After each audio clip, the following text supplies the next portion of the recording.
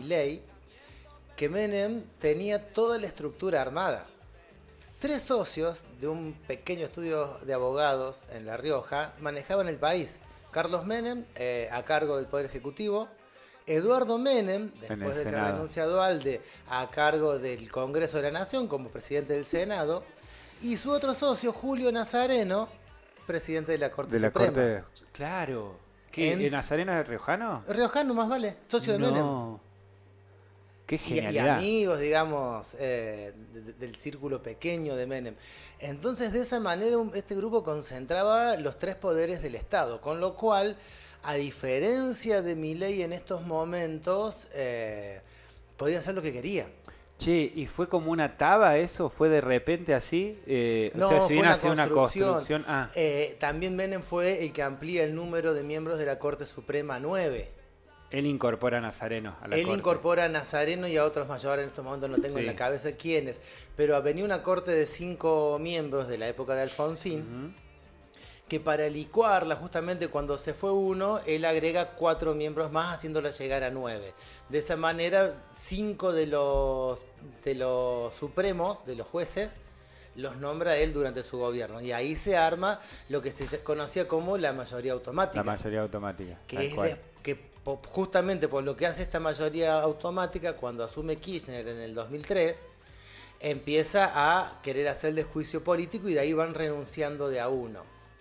Se hace otra reforma, se baja el número a 5, pero ya se puede rearmar una nueva corte, porque la verdad que tenían todos las manos No sucias. Por sabía que decirlo de estaba alguna manera. planteado así como el trinomio de los Sí, Menem, Nazareno y riojanos. ¿Es una reivindicación o una bajarle el precio al federalismo cuando uno plantea, che, al final sí ganó esta idea de el caudillo haciéndose cargo, planteó una idea de país, sí, el totalmente. caudillismo. Sí, Con el menemismo se planteó eso sí. en esta idea de que bueno, los federales al principio son mejores en la historia que los unitarios, viste que hay como esa idea, por lo menos para los que somos Por del lo menos interior. para algunos, claro, bueno, pero ahí me parece que el problema es dividir la historia entre buenos y malos. Claro, Ni los buenos son como tan todo. buenos, ni los malos son tan malos, y del lado de los malos siempre hay algún bueno, y del lado de los buenos siempre hay algún malo. Entonces, es una lógica como muy binaria y muy llana para aplicarla a la historia. Cuando uno empieza a ver justamente las tramas, los entretelados y este tipo de cuestiones así más subterráneas, Sí. y bueno, ahí todos somos humanos. Algunos más nobles, otros menos. A ver qué intereses defiende cada uno también. ¿Hubo ¿Y cómo lo traición hace? o no de parte de ese trinomio a su historia?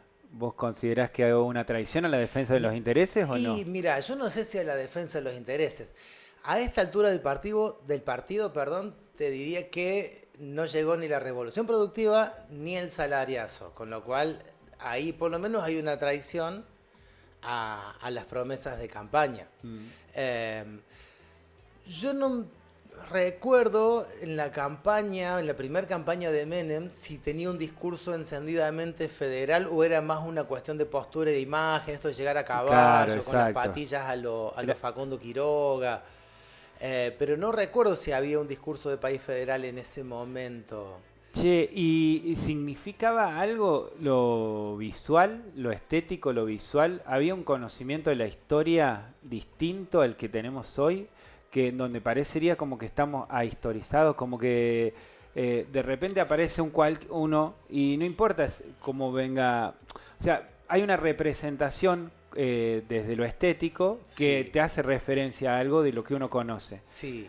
Hoy parecería ser que eso está como diluido. ¿En ese momento estaba En ese diluido o no? momento, no, en ese momento la historia tenía, no sé si otra función, pero sí otro tipo de peso, pero no es una cuestión de acá Argentina, es algo mundial y no es una cuestión de aquella época, sino de esta época. Hasta ese momento la historia se mantuvo dentro de ciertos relatos, que fueron relatos abarcativos en todo el siglo XX. Por un lado la idea del progreso, del progreso indefinido y la historia como una sucesión de hechos que llevaban a una superación constante de la humanidad, o el relato de la izquierda, del marxismo, de la historia como una lucha de clases y una historia de conflictos y enfrentamientos que se va superando a sí misma.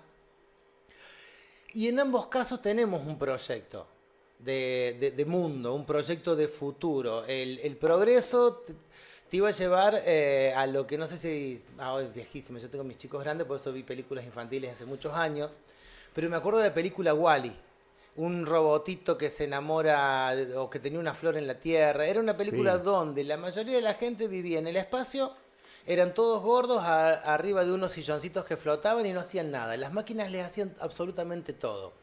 Esa era la promesa del progreso. Por otro lado, la izquierda te prometía que a través de este conflicto y estas luchas de clases íbamos a llegar a un momento de la historia donde iba a haber una sola clase social que por tener memoria del sometimiento, digamos, la clase obrera no iba a someter y no iba a ser una clase dictatorial, iba a llevar la igualdad a todas las personas. Ambos proyectos se caen en ese momento, en los 90. Quizás parte de eso fue la tradición del menemismo también.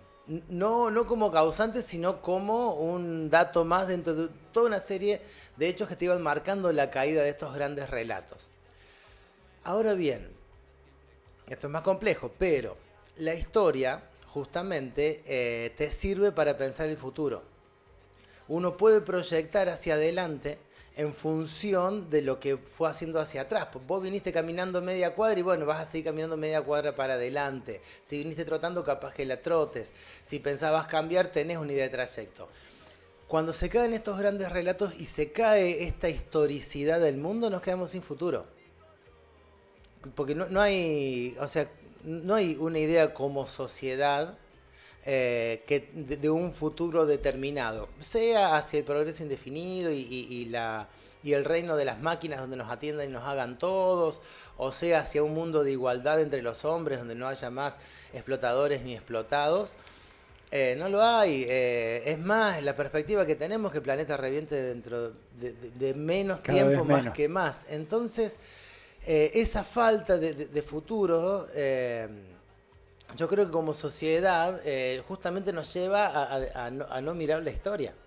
Sabés que nos metemos, el que están escuchando es el licenciado Nicolás de Bernardi, él es licenciado profesor de historia y cada tanto, cada 15 días ya más o menos, viene y nos sacude un poco con la historia que se repite, así que arrancamos con él porque bueno, justo nos cruza el 24 de marzo, justo nos gusta como temática también esto de la memoria, del uso de la memoria o no, de la historia o no, nos metemos en la columna de Nico. ¿Qué onda? Toda esta rediscusión o no discusión esta rediscusión de la historia es una no discusión de la historia, porque había como pautas que ya estaban planteadas. Este 24 de marzo quedó como muy evidente de que hay como un límite del cual la sociedad aparentemente no está dispuesta a pasar de nuevo, o por lo menos un porcentaje alto de la sociedad no está dispuesta a pasar de nuevo, Claro. y hay una lectura del gobierno nacional que se contrapone un poco con eso, porque por un lado está este anarquismo así medio de boqueo, no importa nada, el Estado no importa nada, vamos para adelante, que los países que han evolucionado, que han progresado económicamente, no miran para atrás, sino que miran para adelante y construyen y qué sé yo. Pero por otro lado tenés un sector del mismo gobierno que está pidiendo a gritos un reconocimiento histórico de su rol en los 70 por lo menos. ¿Qué pasó? Mira, primero, no hay una idea uniforme en toda la sociedad.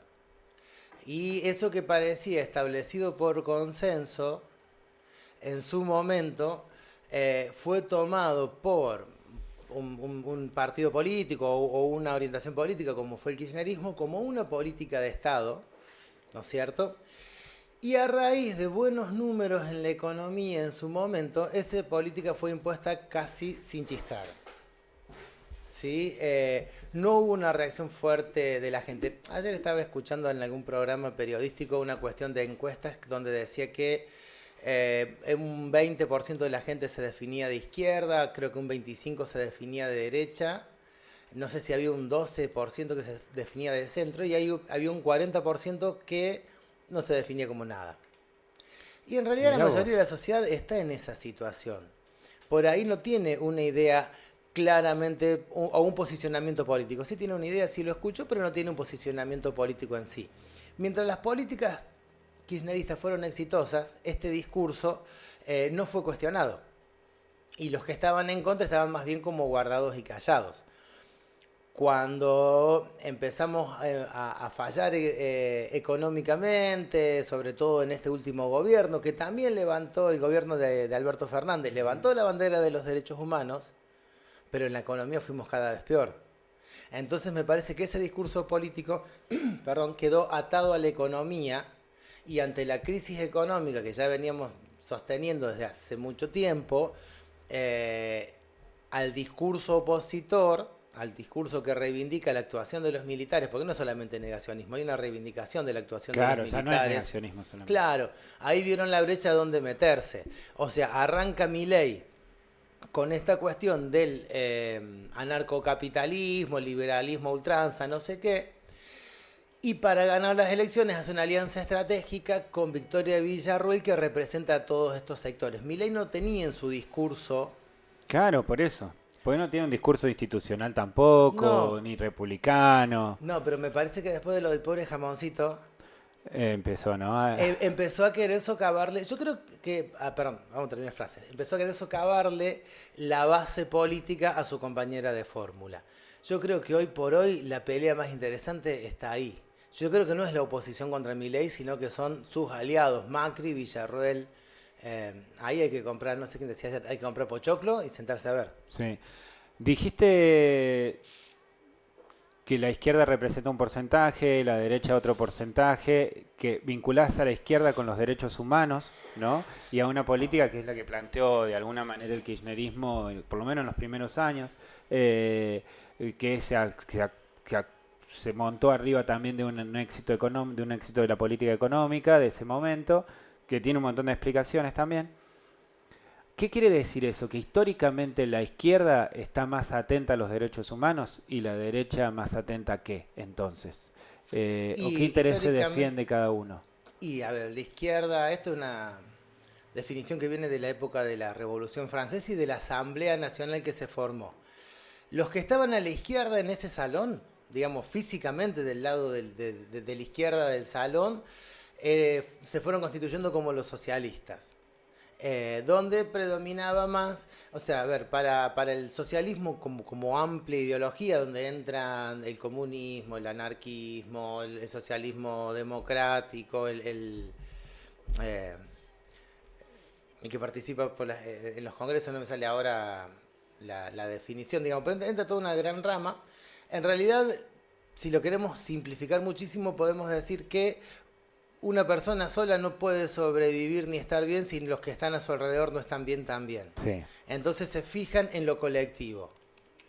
Mientras que lo que se constituyó como la derecha, donde estaban muchos de los que venían de las ideas monárquicas, consideraban de que, bueno, mientras que yo estuviera bien, lo importante era sostenerse uno, era más individualista. Que está bien, en ese momento tenía un rol revolucionario ante un Estado, el Estado francés, el Estado absolutista, que se podía meter en todas las acciones de tu vida. De hecho, hasta un tiempo atrás de eso, cuando te casabas, el señor feudal tenía derecho a probar a tu mujer antes que vos. Claro. Entonces, defender lo individual en ese momento también fue revolucionario. Pasa que eso fue evolucionando después en la idea de dejemos las individualidades que crezcan, que se desarrollen económicamente y eso va a traer el desarrollo del resto de la sociedad. Y ahí más o menos se fueron acomodando. Por eso la izquierda está más del lado de los derechos humanos, porque en realidad piensa en una sociedad y no en una persona, mientras que la derecha en realidad se concentra en el desarrollo, sobre todo de algunos, para que estos arrastren al resto de la sociedad detrás. En general, esos algunos siempre son ellos.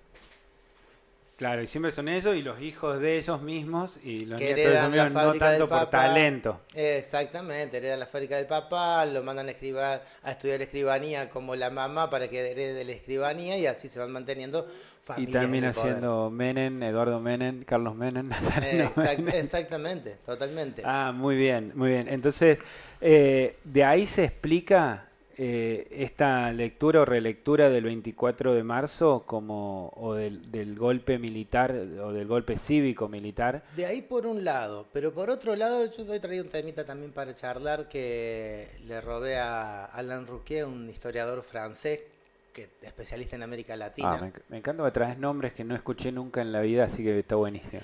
Y bueno, por eso robamos de lo que no se conoce tanto para que parezca claro, original, y son muy honestos en eso, porque podrías decir que se te ocurrió hoy, está muy bien. No.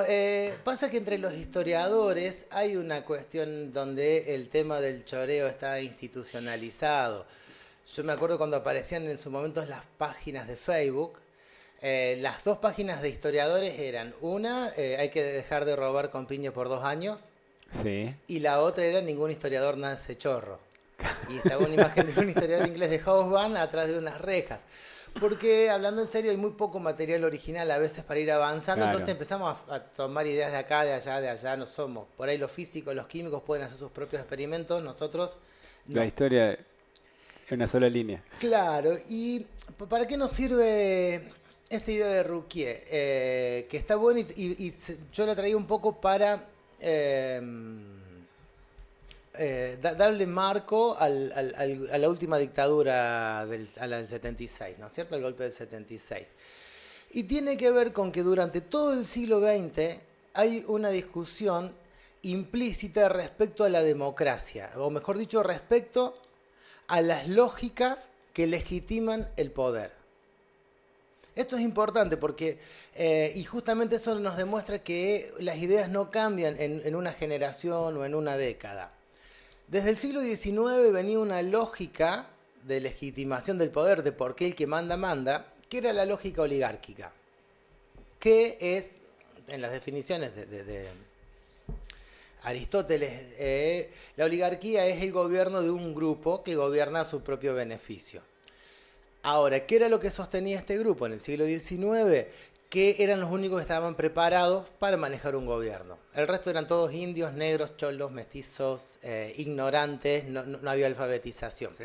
Ahí aparece nuestro discutido Sarmiento con su frase "hay que educar al soberano". En realidad no sé si había un interés real por el pueblo, pero Sarmiento había estado en Estados Unidos y ahí veía que la democracia liberal avanzaba. Entonces dijo, algún día estos tipos van a votar. Entonces, si votan, en estos momentos eligen a un caudillo. Entonces hay que educarlos para que aprendan a elegir. Y por eso se mantuvieron... ¿Esa es tu lectura de lo que pensaba Sarmiento Esa es mi o lectura. Lo dijo? O sea, él dijo hay que educar, al soberano. Pero no dije para que cuando vote no vote cualquier cosa. Claro, un tipo que dijo no hay que ahorrar sangre de indios y de gauchos, es un abono necesario, bla. ¿Qué puede haber estado pensando? Sí. Estos tipos en algún momento van a votar, cuando voten, que no voten al patrón.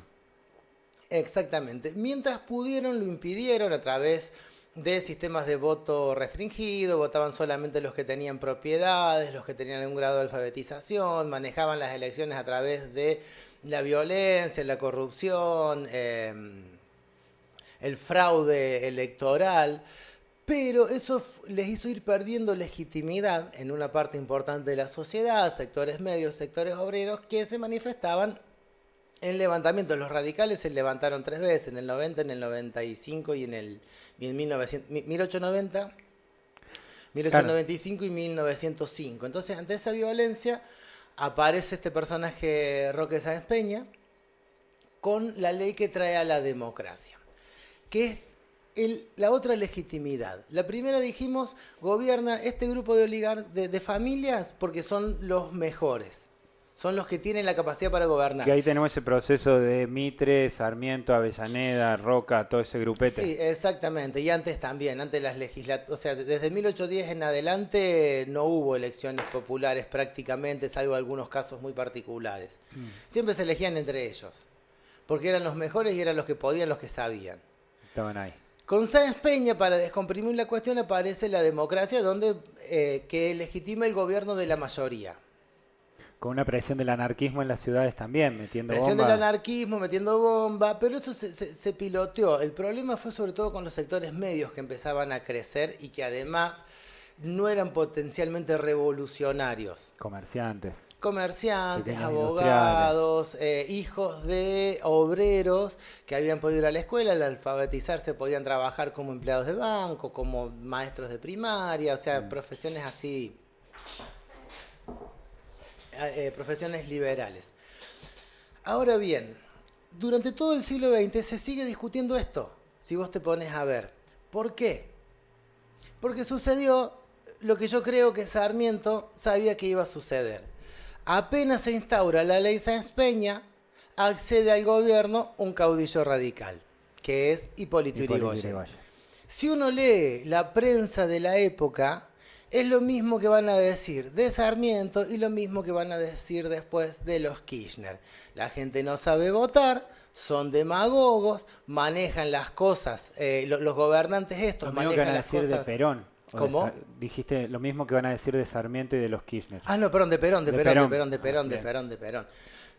Perdón. ¿Qué es lo que dice este discurso que le contesta a la lógica democrática? La gente no sabe votar. Elige a un tipo que gobierna para sus propios intereses, haciéndoles creer que los tienen contentos, como con dádivas. Lo mismo van a decir de Yrigoyen. Populismo. De Yrigoyen también. De Yrigoyen también, totalmente. Estaban escandalizados porque iba gente de alpargatas a la Casa Rosada. Claro. En una época donde para andar por la calle de Buenos Aires tenías que tener saco, no podías andar con camisas, manga de camisa. Y por eso, cuando empieza a haber problemas económicos, aprovechan para hacer los golpes de Estado. Después de la crisis del 30 cae Yrigoyen, a partir de una sequía muy grande que hubo en el 52 y un reacomodamiento después de la Segunda Guerra Mundial, cae Perón en el 55. Y durante todo ese siglo hay una discusión implícita entre estas dos lógicas. Y en este caso, los militares van a heredar, o lo van a intentar por lo menos, a heredar la etiqueta que tenía la oligarquía antes, que eran los mejores, los que pueden salvar a la nación. Ante este despiole que se arma con los gobiernos populistas, ¿quién puede venir a salvarnos? Y bueno, y acá aparecen los militares. Con toda una serie de golpes. Vamos a tener golpes... Y esto es a nivel latinoamericano, no es algo que nos pasa solamente a los argentinos, ¿sí? En toda Latinoamérica vamos a tener golpe entre la década del 30 y la del 80. Acá en Argentina, en el 30, en el 43, en el 55, en el 66, en el 62, en el 76... Sí, y siempre esta misma discusión. Llegan gobiernos que elegidos por la gente, que no son capaces de manejar el poder por X razón, entonces tienen que venir los mejores a salvarlos. Ahora bien, estos primeros militares que comienzan con la tradición de los golpes en la primera mitad del siglo XX, a nivel latinoamericano, en general, eran nacionalistas e industrialistas, y en muchos casos, no tanto acá en Argentina, pero en otros países sí de izquierda, también. Leía en Perú, bueno, Vargas no era de izquierda, pero tenía ahí un aporte muy importante, Vargas de Brasil, desde el tenentismo, Lázaro Cárdenas en México. Acá aparece en su momento Perón, que tampoco era de izquierda, pero sí va a conseguir un apoyo muy importante del movimiento obrero durante el gobierno de facto. Él va a ser funcionario del gobierno de facto de 1943. Primero secretario de Trabajo y Previsión, después ministro de Guerra y después vicepresidente, sumando los cargos. No serán de izquierda, pero sí anclaban su poder en los intereses de las masas. Exactamente. O por lo menos, y además, en general, también establecieron lazos políticos con los movimientos sindicales del momento. También limpiaron a los sectores más combativos de estos movimientos sindicales y con los que arreglaban políticamente fueron estableciendo una base de poder. Ahora, cuando llega la segunda mitad del siglo XX, aparece un nuevo contexto internacional que es el de la Guerra Fría. Terminó la Segunda Guerra Mundial, Europa quedó en parte devastada y en parte muy debilitada, política y militarmente. Entonces las dos grandes potencias que surgen son Estados Unidos y la Unión Soviética. Y comienzan a repartirse los mercados en el mundo. ¿Por qué? Porque hasta ese momento, hasta la Segunda Guerra Mundial, el mundo estaba prácticamente dividido entre los países europeos. A África se habían juntado en Berlín y con una reglita y empezaron a decir esto es para vos, esto es para vos. ¿Quiénes se juntaron? Italia, Gran Bretaña, Francia, Alemania, digamos, los mismos de siempre. Entonces, ese mundo que se iba descolonizando lo empezaban a manotear. Y América Latina cae en la órbita de Estados Unidos, como su patio trasero, que hasta ese momento, hasta la Primera Guerra Mundial sobre todo, había sido Centroamérica y el Caribe. Claro, hasta la Primera Guerra había sido Centroamérica y el Caribe el área de influencia de Estados Unidos, y Sudamérica había mucha influencia inglesa. Cuando los ingleses se retiran, primero por la Primera Guerra y después por la Segunda, Estados Unidos extiende su hegemonía. Y ahí lleva adelante podríamos llamarlo un nuevo pacto imperialista, o una nueva alianza imperialista. Alianza imperialista es un término que acuña otro historiador, Marcello Carmagnani, un italiano, también especialista en América Latina. Y él dice que a finales del siglo XIX se establece una alianza entre los capitales ingleses o franceses, depende de dónde, los capitales europeos, y las familias oligárquicas nacionales en América Latina para explotar los recursos y comercializarlos y quedarse con esa plata. Es decir, acá en Argentina los campos eran de la oligarquía nacional, los trenes y los puertos eran de los ingleses, hacían el trigo, lo sacaban por ahí y se repartían la plata. Eso se resquebraja después de la crisis del 30, en la primera mitad del siglo XX, y ahí aparecen estos gobiernos militares, nacionalistas, industrialistas también, keynesianos, si se quiere, y más sociales, ¿no es cierto? Pasado ese momento de entreguerras que Estados Unidos estaba redefiniendo cuestiones internas después de la Segunda Guerra Mundial, cuando viene fuerte, y ahí entran en esta nueva alianza imperialista, ahora no solamente las familias oligárquicas, que ya no son familias oligárquicas, esa oligarquía terrateniente se transforma en empresarios. Antes, en la época de Roca, se iban a la sociedad rural y estaban con la bosta hasta en las rodillas paseando los toros y las vacas con las cucardas, chochos. Ahora ya no. Tipos viven en departamentos, no conocen, es más, a veces no tienen estancias, sino que alquilan campos en pool de siembra, sacan acá, invierten allá. Son empresarios, pero entran los empresarios, las empresas multinacionales, sobre todo norteamericanas, y entran los militares como los capaces de sostener el orden cuando el pueblo votaba populismos que podían llevar al país por otro camino. Ahí aparece la doctrina de la seguridad nacional. Hasta entonces, la doctrina principal de las Fuerzas Armadas había sido la doctrina de la defensa nacional, con la idea de que el enemigo es otro país y nos pueden invadir en cualquier momento. Había hipótesis de conflicto con Chile, hipótesis de conflicto con Brasil. No podía llegar en tren desde Formosa a Buenos Aires. El tren empezaba recién en el Chaco. Para ir de Formosa a Buenos Aires en tren tenías que irte de Formosa a Salta, de Salta a Santa Fe y de Santa Fe a Buenos Aires. ¿Por qué? Porque si nos invadían los brasileros no tenían un medio rápido de comunicación para llegar a la capital. En los años 60, con la dictadura sobre todo de Onganía, pero incluso en algunos gobiernos democráticos o pseudo-democráticos anteriores, con Frondizi y con Ilía, empieza a haber estos movimientos de las guerrillas. ¿Por qué? Porque los gobiernos militares cada vez se empiezan a quedar más tiempo. Si vos crees en una lógica donde el pueblo tiene que elegir y no puede elegir porque los gobiernos militares se hacen cada vez más largos, y bueno, la lógica indica que hay que buscar otro camino. Ese camino era de las armas. Si los militares defienden el poder con armas hay que enfrentarlos. Eso se hace en Cuba. En el 59, el 1 de enero del 59, triunfa la Revolución Cubana. Y entonces en la década del 60 aparece Estados Unidos en toda Latinoamérica con esta nueva doctrina de seguridad nacional que le va a bajar línea, llevando a militares a darles cursos allá, trayendo militares de ellos a dar cursos a los países latinoamericanos.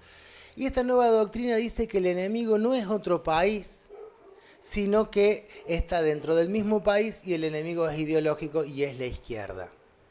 Entonces hay que empezar a combatir al enemigo interno. Ahí se va preparando el caldo para lo que después va a ser el golpe. ¿Sí vas a preguntar?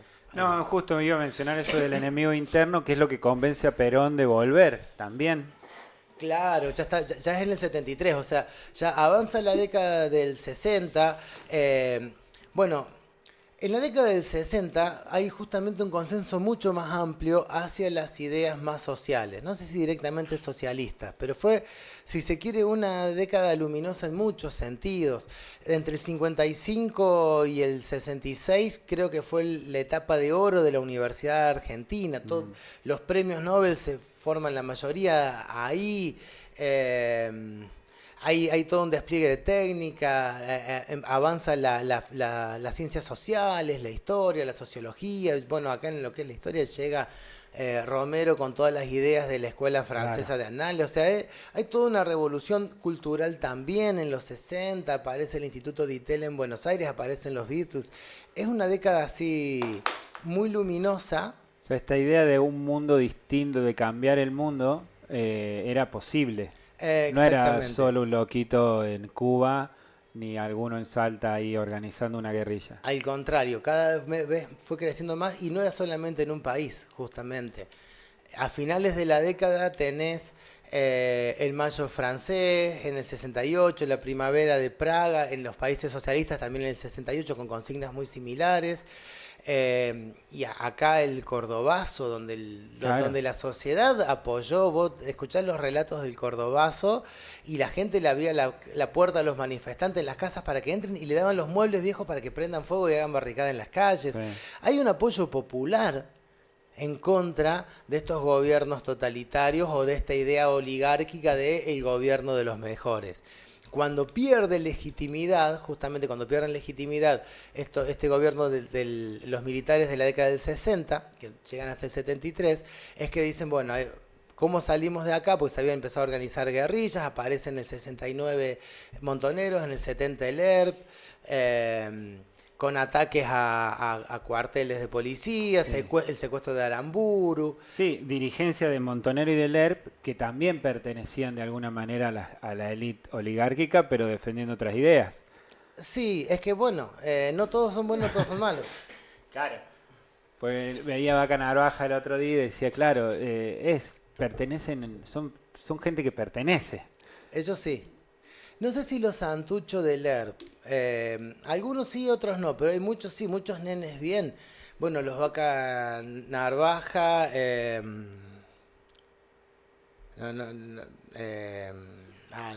Ramos, bueno, hay varios apellidos de la oligarquía. Sí, todo formado en Nacional Buenos Aires, de hecho fue como un poco de ahí desde donde se diseñó, se pensó un poco la política que se iba a dar después, los primeros años 70. Exactamente. Y un capital social muy fuerte también, lleno de amigos, un capital social grande, sí, que amplió rápidamente en el centro de la ciudad de Buenos Aires la penetración de montoneros. Sí, totalmente. Montoneros en eso fue y el ERP también fueron guerrillas urbanas, fueron muy fuertes en Córdoba, en realidad nacen en Córdoba, más que en Buenos Aires. Sí. Mirá vos. Creo que el primer hecho del ERP fue en La Calera.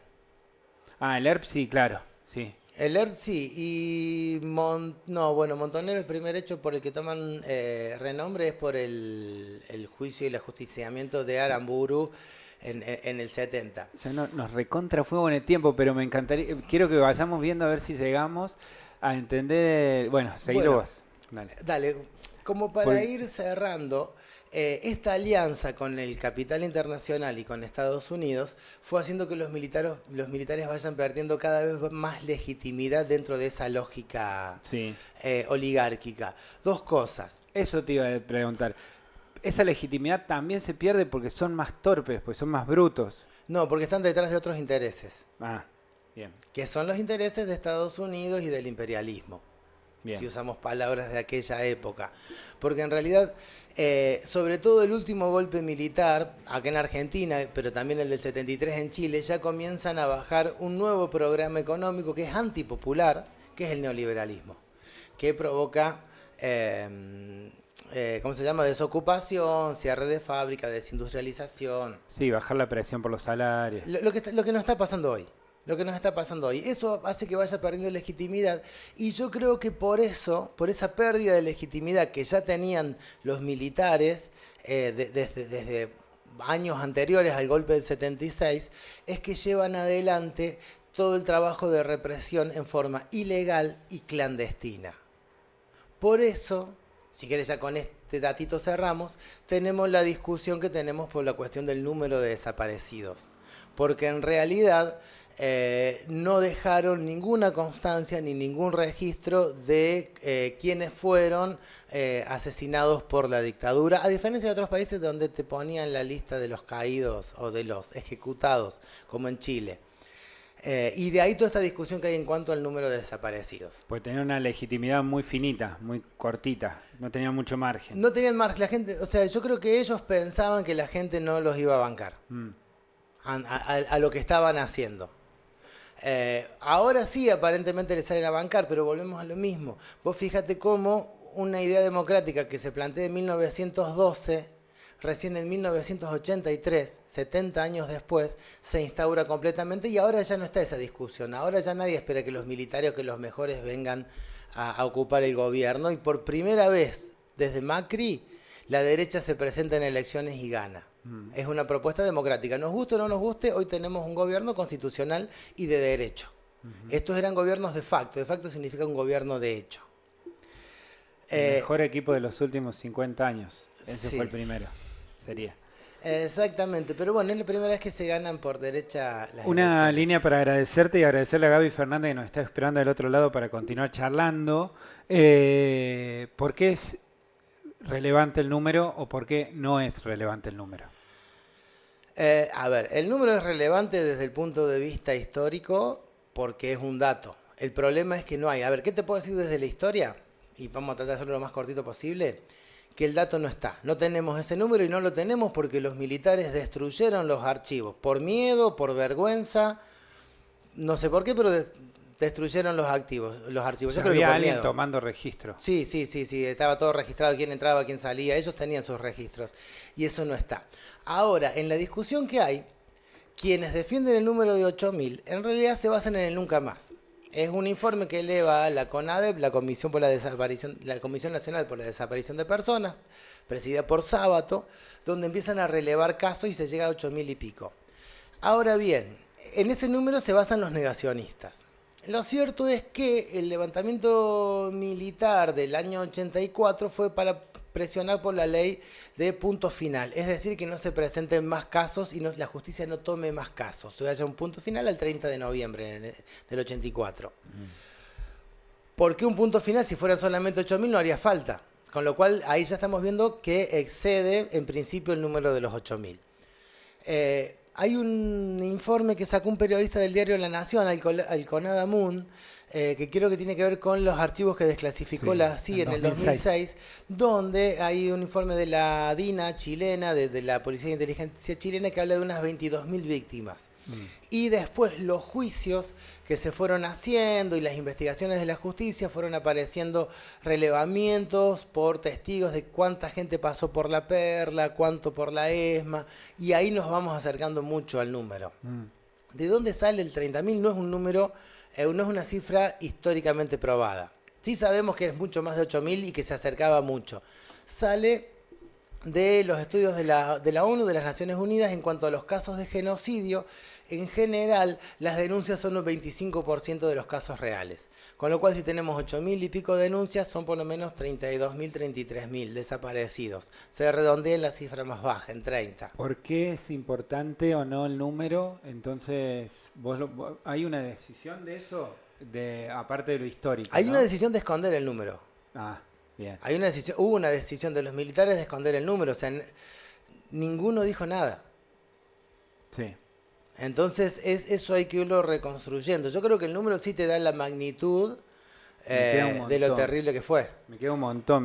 Te voy a invitar a cenar así charlamos, pero porque hay una línea histórica de los militares en general que a mí me gustaría que en alguna de nuestras charlas nos lo ayudes a pensar, que es desde el héroe sanmartiniano a Galtieri. ¿No? Ese ocaso y esa cuestión que de la cúpula militar o de la familia militar, ¿cómo ha vivido todo ese proceso de 180, 200 años en donde eran de la élite, de la sociedad, de los más de los seres humanos más, no es próspero la palabra, sino imitables, a convertirse en la escoria, ¿no?, de la patria. Bueno, hay mucha agua bajo el puente. Sí, yo creo que los militares argentinos defendieron los intereses que ellos consideraban como nacionales, no sé si de todo el pueblo o de unas pocas familias, pero ellos tenían una vista puesta en lo nacional hasta el contexto este de la Guerra Fría. Yo creo que ahí empiezan a perder esa línea y empiezan a convertirse en instrumentos de las corporaciones, sobre todo estadounidenses, pero extranjeras en general, para que pudieran hacer sus negocios acá. La actuación de la Pepsi en el golpe de Estado a Salvador Allende en Chile el 11 de septiembre del 73 está más que comprobada. Sí. Y de la Ford acá. Y de la Ford acá. Y del Ledesma. Y del ingenio Ledesma, te iba a decir. Exactamente. Impresionante. Muchas gracias, Nico. Por favor, la voz que están escuchando del otro lado, de donde estamos aprendiendo tanto, es la del licenciado Nicolás de Bernardi, que cada tanto viene y nos sacude un poco de, che, no era tanto. Hay un hilo con el que se va escribiendo la historia y está bueno más o menos saber cuál es la textura del hilo, que se va armando esa trama, que es la que nos trae o nos convida cada mañana a arrancar o no cada mañana. Ya volvemos. Camino por Madrid en tu compañía.